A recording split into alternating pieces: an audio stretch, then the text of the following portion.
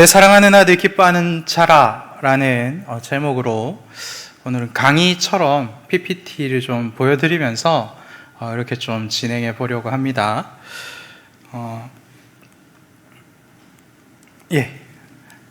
잘 나오네요. 내 사랑하는 아들 기뻐하는 자라.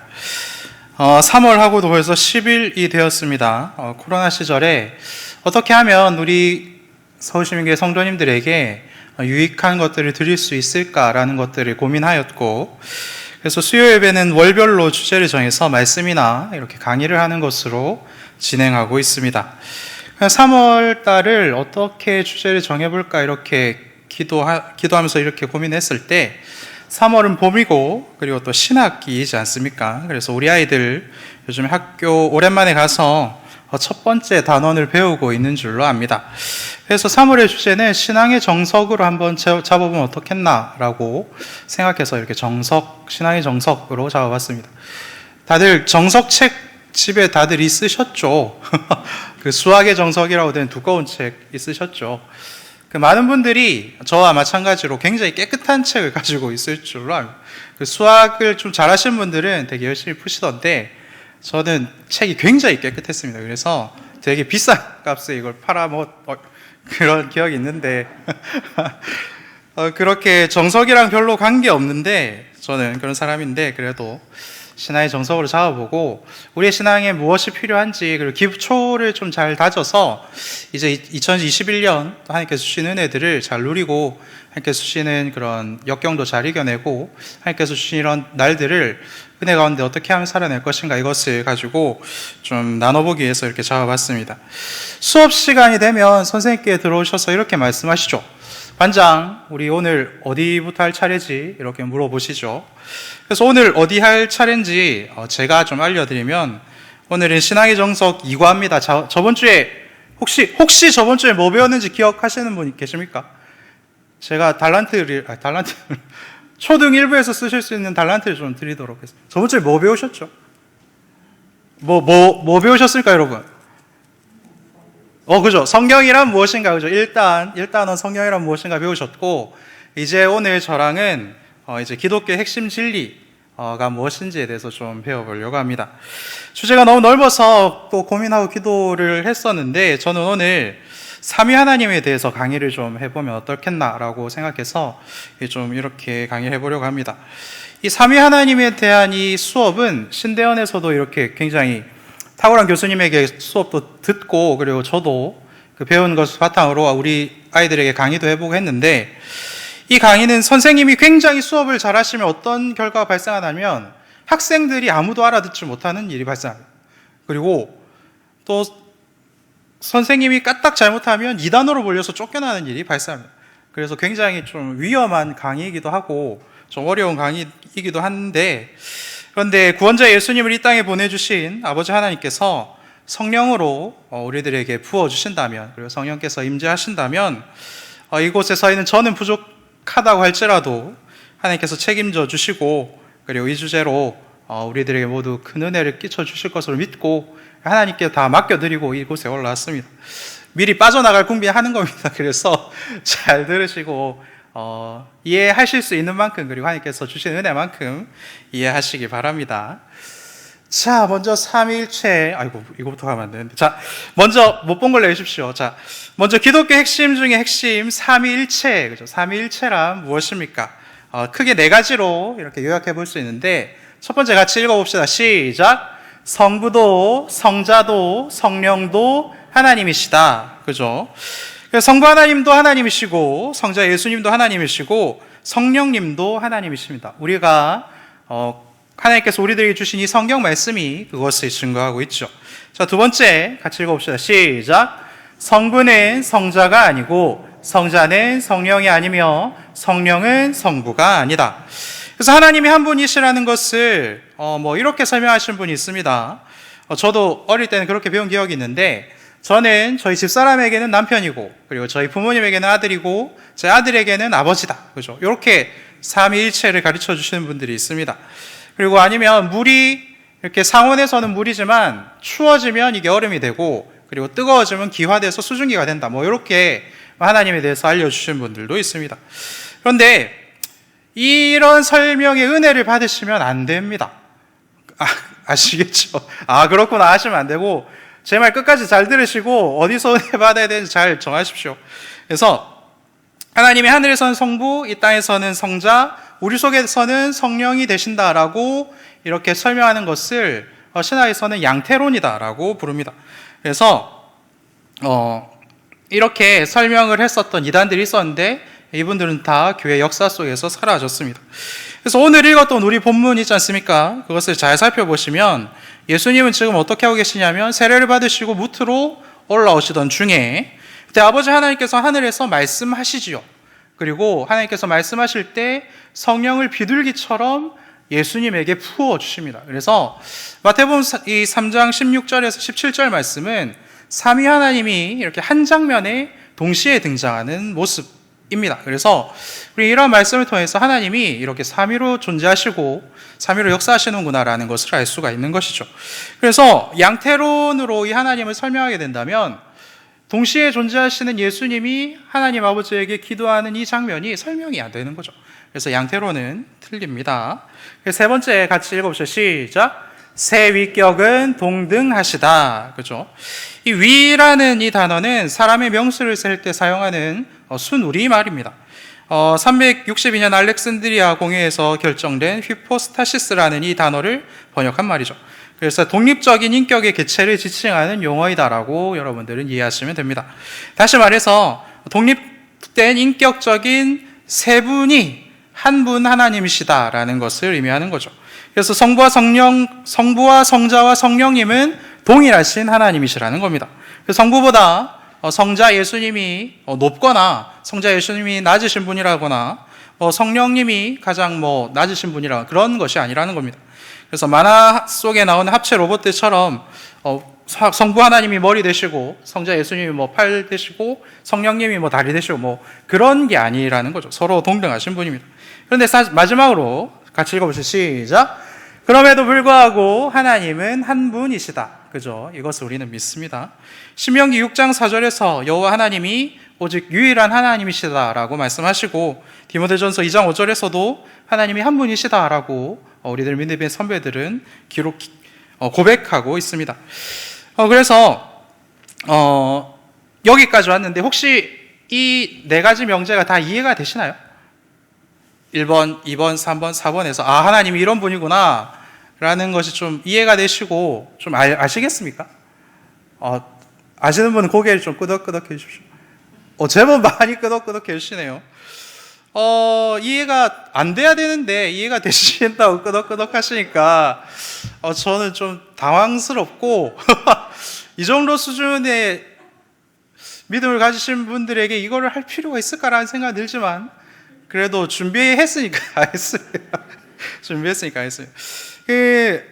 사실 이게 사람의 머리로는 그 사람의 지혜로는 이해할 수가 없는 부분입니다. 왜냐하면 그 하나님의 신비와 관련되어 있는 부분이기 때문에 그렇죠. 그래서 사실 저도 100% 다 이해하지 못합니다. 그런데도 예수님 믿기 때문에 성령께서 도와주실 것을 믿기 때문에 그리고 이것을 가르치려 하셨기 때문에 저는 여기 올라와 있는 거죠. 사실 저도 잘 모릅니다. 그래서 여러분들도 모르시면 모른다고 하셔도 됩니다. 모른다고 하셔도 되고 아마 돌아가실 때까지 모를 가능성도 있습니다. 그렇죠? 그렇지만 이게 모른다고 해서 부끄러운 게 아니고 굉장히 당연하다라는 것입니다. 그래서 이 하나님의 신비라는 것을 배울 때에 우리는 굉장히 겸손한 마음으로 이것을 받아들여야 합니다. 내가 이만큼 공부했으니까 요만큼 다 이해했어라고 그렇게 생각하는 순간 우리는 우리의 지식에 덫에 빠져서 하나님을 오해할 가능성이 있기 때문에 그렇습니다. 차라리 저처럼 처음부터 신론 수업 들어갈 때 나는 아무것도 모릅니다라고 들어갔던 저처럼 저는 계속 모릅니다라고 생각하시는 편이 오히려 안전할 수 있습니다. 제가 계속 안전한 길을 가는 이유는 정말 한 번 잘못 이야기하면 이단으로 몰릴 수 있기 때문에 그렇죠. 그래서 돌아와서 지금 이것이 이해가 된다라고 착각하시는 분들 있지 않습니까? 그런 분들은 아마도 예수님의 영으로 충만하셔서 내 속에 있는 여러분들 속에 있는 성령님께서 제가 이러한 것들을 알려드렸을 때 여러분들이 지식이 아니라 여러분들의 지혜가 아니라 여러분들 속에 있는 성령님께서 알려주시고 이해되게 해주시고 믿게 해주셔서 아, 그렇지라고 이해를 하시는 걸 겁니다. 그래서 성령께서 지혜의 영을 베풀어 주셨기 때문에 믿어지는 것이다라고 생각하시고 하나님께 감사하시면 되겠습니다. 그래서 우리의 능력으로는 이해할 수도 없고 그리고 알아낼 수도 없는 이 하나님의 신비를 하나님께서 왜 우리들에게 주셨겠습니까? 우리들이 괴롭히려고 그리고 우리들에게 낙제 점수를 주시려고 이런 것들을 주셨겠습니까? 그렇지 않지요. 하나님의 은혜를 경험한 만큼, 그죠? 이곳에 있는 분들 중에는 정말로 매 순간 하나님의 은혜를 경험하셔서 이것들이 너무나도 자연스럽게 믿어주시는 분들이 있으실 겁니다. 아, 내가 만난 하나님이 저런 분이시지라고 이렇게 믿어주시는 분들도 있을 겁니다. 그런데 또 그에 반해서 아직은 신앙이 깊지 않고 이렇게 말씀도 이렇게 잘 몰라서 저것이 무슨 말인지 잘 모르겠다 하시는 분들도 있을 것입니다. 그렇지만 이 모든 것들 우리들에게 하나님께서 주신 이유는 무엇입니까? 하나님이 이 놀라운 신비, 하나님이 이 삼위로 존재하신다라는 이 신비를 우리들에게 알려주셔서 너무나도 큰 은혜와 큰 유익을 얻을 수 있도록 이러한 것들을 알려주시고 계속해서 도전을 주시는 것이겠죠. 그래서 이것들을 우리가 이 삼위 하나님에 대해서 좀 잘 이해하면 하나님께서 주신 은혜와 큰 능력 그리고 우리가 이 땅에서 살아가는 데 필요한 행복의 비결을 알아낼 수가 있습니다. 그래서 오늘 이 말씀을 붙들고 하나님께서 주신 행복은 어떠한 것인지 삼위 하나님의 그 행복으로 초대되어서 들어간 우리가 되어기를 바랍니다. 질문 또 한번 해보겠습니다. 오늘은 강의처럼 해볼 테니까 질문을 좀 해보겠습니다. 여러분들은 언제 행복하십니까? 제일 최근에 여러분들이 행복하셨던 때가 언제입니까? 여러분, 우리가 언제 행복할까요? 언제 행복하셨습니까? 저는 알고 있습니다. 제가 질문해도 아마 대답하지 않을 거라는 것을 알고 있습니다. 대답하시지 않는다라는 것을 알고 질문을 던졌습니다. 혹시 광명에 땅 좀 사두신 분이 있으십니까? 광명에 땅 사놓으면 뭐 이렇게 많이 올라서 뭐 이렇게 됐다는데 땅 그 몇 주 전까지만 해도 그죠? 되게 행복하셨을 텐데 이제는 좀 숨기느라 바쁘실 것 같습니다. 뭐 땅을 샀는데 그게 오른다 그럼 기쁠 수도 있고 뭐 그렇겠죠. 근데 우리가 언제 행복하냐면 이런 꼬맹이가 그죠? 이런 꼬맹이가 이렇게 눈도 잘 못 뜨던 이런 꼬맹이가 이렇게 손가락 이렇게 댔을 때 손가락 꽉 잡아줄 때가 있지 않습니까? 이런 경험 한 번쯤 해보셨죠? 얼마 전에 우리 할머니 되신 우리 원사님도 계시는데 곧 이런 행복을 누릴 줄로 믿습니다. 그래서 이렇게 이런 어린아이들이 이렇게 손을 잡아준다든지 아니면 아무 이유 없이 빵실빵실 나를 보면서 웃어준다든지 그럴 때 우리는 행복을 느낍니다. 반대로 그죠? 전에는 그렇게 빵실빵실하게 웃어주던 아이가 코로나 때문에 못 본 새 훌쩍 커가지고 교회 와서 아이고 왔니? 그러면서 이렇게 웃으면서 환대했는데 쌩 하고 지나가면 어떻습니까? 그 전에는 나를 보면서 그렇게 웃어주던 네가 나에게 그렇게 아무런 조건 없이 사랑을 베풀어주던 네가 나를 이렇게 모른 척하고 지나가다니 그러면서 시련의 상처를 입고 굉장히 마음이 아프죠. 그래서 이번 주 주일에 권사님들께서 되게 좀 실망하시고 상처 입으신 모습을 봤습니다. 저 꼬맹이가 커가지고 이렇게 막 돌아다니는데 권사님들 막 아는 체도 안 하고 이렇게 돌아다니니까 막 이렇게 어떻게 네가 그럴 수 있어 이렇게 하면서 막 상처 입으신 모습을 봤습니다. 그래서 우리 이것을 통해서 알 수 있는 것은 무엇입니까? 우리가 언제 어떻게 할 때 행복할 수가 있습니까? 우리가 이 사랑이라는 것 안에 있을 때 우리는 행복할 수가 있다라는 것을 알 수 있습니다. 그렇다면 왜 우리는 이 사랑 안에서만 행복할 수가 있을까요? 왜 우리는 이 안에서만 행복할 수 있을까요? 그 이유는 우리를 만드신 분, 우리를 창조하신 분의 본질이 창조자의 본질이 사랑이시기 때문에 그렇습니다. 요한일서 4장 16절 말씀을 보면 하나님이 우리를 사랑하시는 사랑을 우리가 알고 믿었노니 같이 읽어봅시다. 하나님은 사랑이시라. 그죠? 그런데 하나님이 사랑이신데 조심해야 될 것은 하나님이 사랑이시라고 해서 사랑이 하나님은 아니다라는 것입니다. 이것을 헷갈리시면 안 됩니다. 이 사랑을 하나님의 자리에 놓는 그 순간 우리는 새로운 우상을 만드는 사람들이 됩니다. 그래서 사랑을 우리 하나님의 자리에 놓으면 사랑이 악마가 되는 겁니다. 그죠? 하나님은 사랑이시지만 사랑은 절대로 하나님이 될 수가 없습니다.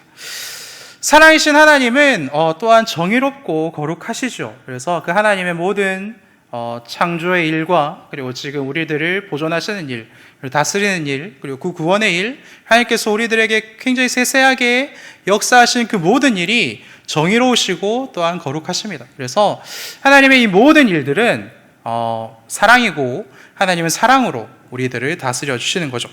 그래서 이 사랑이 우리들에게 충만할 때, 이 하나님의 사랑에 우리가 속해 있을 때, 그때 우리는 사랑을 느끼고, 그때 우리는 사랑으로 행복할 수 있는 겁니다. 그래서 이 사랑이 굉장히 중요한데, 조나단 에드워즈는 그래서 이렇게 이야기했습니다.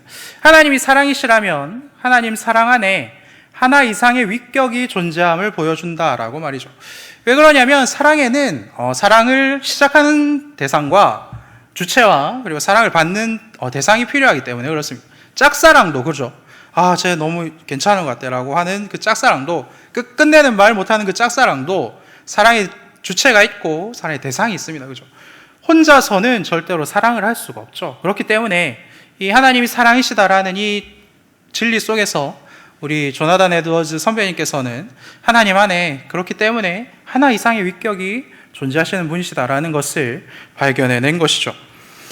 그러면 아무것도 없었을 때 우리는 태초에 하나님이 천지를 창조하신 것을 믿습니다. 그죠? 태초는 하나님께서 이 세상을 만드시던 때이지 않습니까? 그러면 하나님께서 이 세상을 만들기 전에 아무것도 없었을 때, 그때 하나님은 과연 누구를 사랑하셨겠습니까?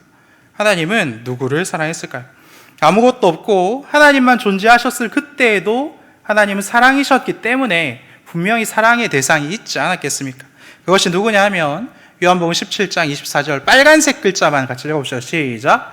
아버지께서 창세 전부터 나를 사랑하심으로. 이거 누가 하신 말씀이실까요? 감사합니다. 드디어 대답이 나오기 시작했어요. 예수님께서 하신 말씀이죠. 그래서 아무것도 없었던 그때에도 하나님 아버지는 아들 예수님을 사랑하셨습니다. 그렇기 때문에 하나님은 사랑이신 거죠. 그래서 하나님은 예수님을 사랑하셨고, 그렇다면 예수님은 어떻게 하셨을까요? 창세전에 계셨던 그 예수님은 하나님을 어떻게 하셨겠습니까?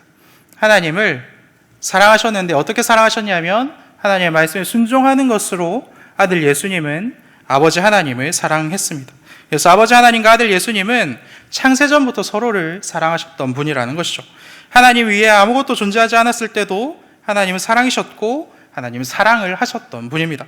그렇기 때문에 우리는 하나님의 사랑 안에 있을 때 행복을 누릴 수 있고 하나님의 사랑 안에 있을 때 온전해지는 존재라는 것입니다. 아까 했던 거 복습 겸 혹시 얼마나 또 기억하고 계신지 또 질문 하나 하겠습니다. 하나님은 두 분이십니까? 하나님은 몇 분이시죠? 속임수에 넘어가지 않으시는 거 보니까 굉장히 역시 수준이 높으신 것 같습니다. 하나님은 한 분이십니다. 그죠? 하나님 한 분이신데 서로 사랑한다고 해서 하나님이 두 분이신가라는 생각을 할 수도 있습니다. 그렇지만 하나님은 한 분이십니다. 그래서 하나님은 대단히 신비로운 방식으로 존재하시는데 그것이 삼위일체다라고 신화에서는 이야기를 합니다. 그렇다면 여기서 이런 질문을 해볼 수 있죠. 왜 하나님을 이 성경에서는 아버지라고 부르는가? 그죠? 우리는 이 사람을 잘 압니다. 아버지를 아버지라고 부르지 못하는 이 인물을 잘 알고 있습니다. 그래서 우리가 하나님을 아버지라고 부르면 하나님이 아버지가 되고, 그리고 우리가 하나님을 아버지라고 부르지 못하면 하나님은 아버지가 아닌 그런 분이 되십니까? 그렇지 않을 것이죠. 성부 하나님은 이 세상을 만들기 전부터 아버지 하나님이셨습니다. 창세 전부터 아버지 하나님이셨죠. 그래서 아버지라는 그분의 이름이 우리와의 관계 속에서 붙여진 이름이 아니라는 것이죠. 내가 세상에 없었을 때도 하나님은 아버지셨습니다. 그렇다면 왜 성부 하나님은 아버지이시죠? 창세 전부터 예수님의 아버지였기 때문에, 아버지 하나님이었기 때문에 성부 하나님은 아버지이십니다. 그래서 에베소서 1장 3절과 그리고 베드로전서 1장 3절이 그것을 증거하고 있습니다. 그렇다면 예수 그리스도의 아버지라는 이것은 무엇을 의미하는 것일까요? 홀로 계시던 하나님이 예수님을 이렇게 만드셨다라는 뜻일까요? 이거 질문 한번 해볼까요? 하나님이 예수님을 만드셨을까요? 맞으면 O, 틀리면 X. 어떻게 생각하십니까? 하나님이 예수님을 만드셨을까요? 이쪽이 굉장히 반응이 좋고, 네, 이쪽도 마음으로 다들 대답하고 계신 줄로 믿고 했습니다. 그죠? 하나님이 예수님을 만드시지 않았습니다. 그죠? 예수님은 계속해서 말씀드리지만 태초부터 아버지 하나님과 같이 계셨던 분입니다. 그렇기 때문에 그리고 서로 위격이 동등하신 분이라고 우리 제일 처음에 제가 시작할 때 말씀드렸죠. 그래서 하나님이 예수님을 만든 것이 아닙니다. 그래서 우리의 크신 하나님 구주 예수 그리스도라고 디도서 2장 13절에서 말씀하고 있는 것으로 봤을 때 예수님도 하나님이시지 않습니까? 처음에 말씀드린 대로. 그래서 하나님이 예수님을 만드신 것이 아닙니다. 그래서 이 아버지와 이 아들 그리고 독생자라고 이야기하는 이 관계를 우리는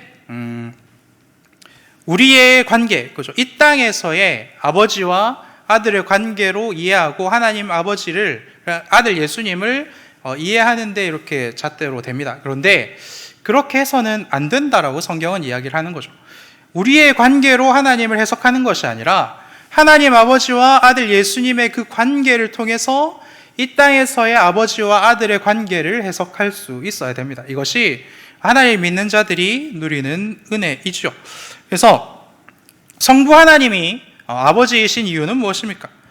사랑의 원천이 되시고 셈이시고 출발이신 분이기 때문에 그렇습니다. 여러분 혹시 이 사진이 뭘 찍은지 아십니까?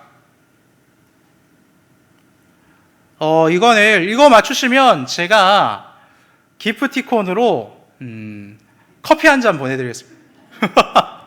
스타벅스 커피 한 잔 보내드리겠습니다. 여기 디모데는 알 것 같은데 맞추지 마세요.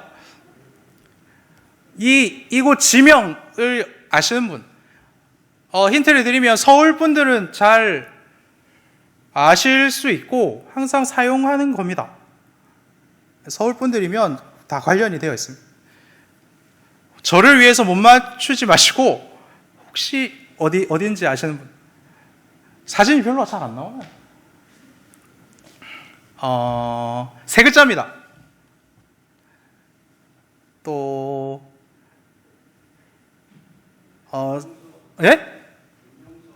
정답 맞습니다. 검용서입니다. 그죠? 검용서는 뭐죠? 그죠? 한강의 발원지입니다. 그래서 여기서 계속해서 샘이 솟아나기 때문에 이제 한강이 물줄기를 이루는 거죠. 하나님이 사랑의 원천이고 샘이요 그리고 출발점이십니다. 이 검용서와 하나님이 다른 점은 무엇입니까? 검용서는 굉장히 이 물이 퐁퐁퐁퐁 굉장히 적은 물이 끊임없이 솟아나지만 하나님은 그의 능력과 사랑과 거룩과 생명과 정의와 자비가 정말 충만하게 부족함이 없이 완전하게 흘러나오시는 분이기 때문에 그렇습니다. 그래서 모든 것의 근원 되시고 모든 것의 시작이시기 때문에 우리는 하나님을 아버지라 부르고 하나님은 아버지로 이 땅에 존재하시는 것이죠. 그렇다면 예수님이 아들이신 이유는 무엇이겠습니까? 하나님 아버지의 그 사랑을 받아서 기쁨으로 성부 아버지에게 돌려드리는 분이기 때문에 그렇습니다. 그래서 하나님 아버지께서는 모든 것들을 주시는 분이시고 아들 예수님은 그것을 받아서 반응하고 그리고 하나님 말씀에 순종함으로 그의 사랑을 다시 하나님 아버지께 돌려드리는 분이기 때문에 예수님은 하나님의 아들이 되는 거죠. 그래서 성경을 보면 대체적으로 성부 하나님을 사랑하는 분으로 그리고 성자 예수님을 사랑을 받는 분으로 이렇게 표현하는 것을 볼 수 있습니다. 성부 하나님과 성자 하나님은 동등하고 그리고 완전한 하나님이시지만 성부는 사랑의 출발과 근원이 되어주시고 성자는 받는 사랑을 기뻐하시고 반응하시는 분입니다. 그래서 성자와 성부는 영원전부터 지금까지 이렇게 서로를 사랑하는 분으로 우리들에게 나타나십니다. 그런데 이 아버지 하나님과 아들 예수님의 이 사랑에 실체가 있습니다. 성경은 그것이 누구라고 말씀하시냐면 이거 다 했으니까 넘어갈게요. 해야 돼. 넘어가겠습니다. 그래서 이 아버지 하나님과 아들 예수님의 그 사랑의 실체가 무엇이라고 설명하냐면 성령이다라고 성경은 이야기를 하죠. 그래서 성부 하나님께서 성자 예수님을 사랑하실 때 항상 성령님을 보내심으로 하나님 아버지의 사랑을 나타내십니다. 특히 오늘 본문에서 그죠? 예수님께서 이 땅에 오셔서 처음 세례를 받으신 이후에 성부 하나님께서는 성령님을 비둘기처럼 예수님에게 내려주셔서 그렇게 사랑을 나타내셨습니다. 이는 내 사랑하는 아들이요 내 기뻐하는 자라라고 말씀해 주신 거죠. 그래서 성령님은 성부께서 성자 예수님을 너무 사랑해서 보내주시는 충만히 베풀어 주시는 선물이라는 것입니다. 성령으로 함께 하시는 하나님의 이 사랑은 예수님의 생애 속에서 계속해서 끊임없이 함께 일하셨습니다.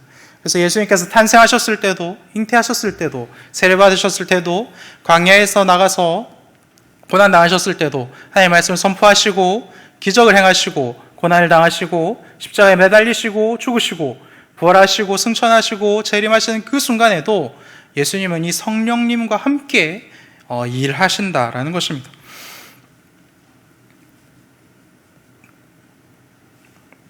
그래서 성부 하나님은 성자 예수님을 성령으로 사랑하신다.